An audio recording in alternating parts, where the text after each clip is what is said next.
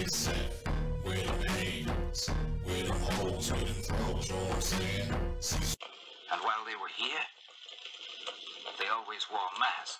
These vaccines are working, so please, just get the damn vaccine. Now, regardless of where you fall on the side of the issue of whether or not Grandmaster Vic Moore, quote unquote, beat Grandmaster Bruce Lee, I mean, me personally, I don't have too much of a dog in that fight because I like Bruce Lee's teachings and I like what Grandmaster Vic Moore did. So I don't really need to take sides in this thing.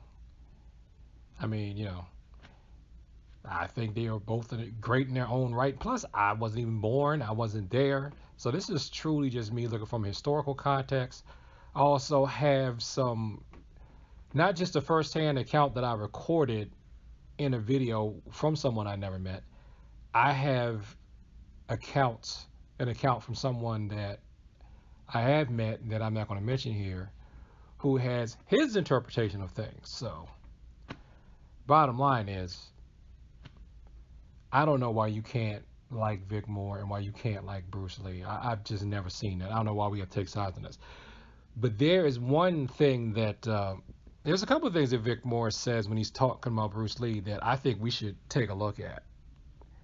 And here is the first thing. Hopefully I can catch this recording. And we talked about, well, all your races, they want to create their own champions. And the Orientals, they want to keep the Orientals on top. And that's one of the reasons Bruce Lee is so popular. It's because of his movies and the business people keeping him on top, making the money with the movies and all.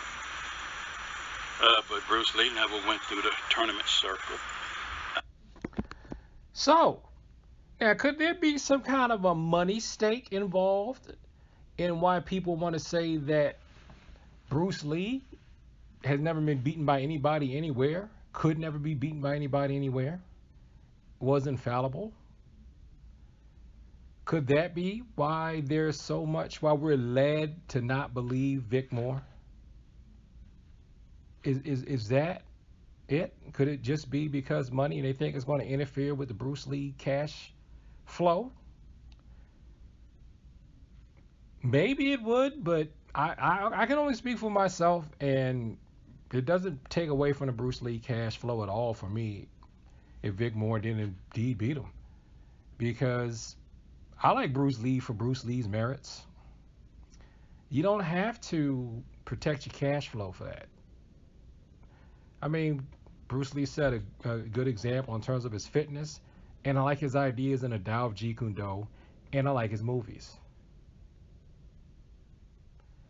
And that's enough for me. That was enough to inspire me to get into the martial arts. I mean, ultimately, that should be what it's about. But I do think while we're looking at this situation, are there people motivated by money? Could that be possible? I think it's something to think about.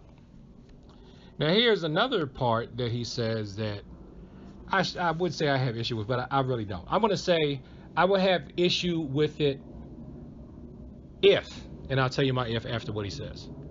He never won any major tournaments, never fought here in the United States, winning tournaments like the blacks did and other. now you told me you and Bruce Lee put at Ed Parker's International Tournament out in California in 1967. We put on a speed drill contest.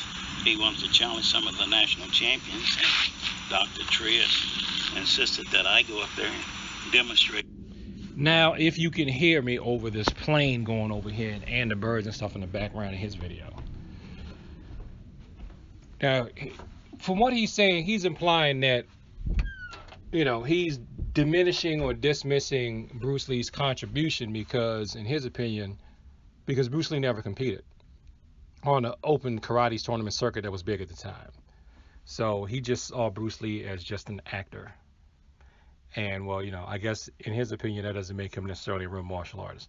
Now, I don't think that you should diminish somebody's accomplishments or contribution towards the martial arts because they haven't competed. I guess you could say I take that a little personally, but not really, because I've only competed a little bit at the local level. And I still feel like I've been able to contribute a little bit at the local level. Now, what I will say is this. Now, if you want to claim that you were some kind of super duper sexy grand champion, right, and you didn't compete, then you're flat out lying, and no. That's something that should be talked down upon. So as long as you're not trying to claim something that you're not, trying to claim that you're a champion if you're not, then, I think everybody's role is valid. To me, it's like it's like this. This is what I tell a lot of people. It's like you don't know how to swim. So you think that you can only take swimming lessons from Michael Phelps. You don't need Michael Phelps to be your swimming coach. You need Mr. Joe Smith. I just pulled that name out the thin air. I don't know if that's the person. Mr. John Doe, Miss Jane Doe. You need them to be your swimming coach because you don't know how to swim, man. Bottom line is you don't know how to swim. You need somebody to show you how to swim. It's like thinking, I don't know how to dribble a basketball, so I can only learn how to play basketball from Michael Jordan. No, you need Coach Williams Johnson or whatever. Coach Rodriguez, Coach Wong, whoever is on the local level, okay? You need that coach to teach you how to dribble a ball and how to play basketball because you don't know how to play basketball, man. That's the bottom line. So,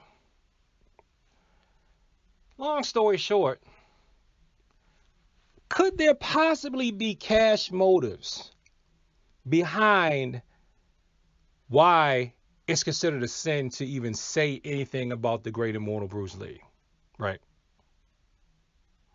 Could there be cash motives behind that? But secondly, are we only going to value people that are competitors? Because I thought the martial arts was supposed to be about everybody. We got competitors, we got non-competitors, we've got people who use it in the military, we got people who use it in, police force, you got people who use martial arts security guards, you have bouncers, and then you have your regular everyday citizens who are interested in using it for self-improvement, to explore another culture, for self-defense, and then you have your professional fighters. Why can't we all have a seat at the martial arts table? That's all I'm saying. Peace.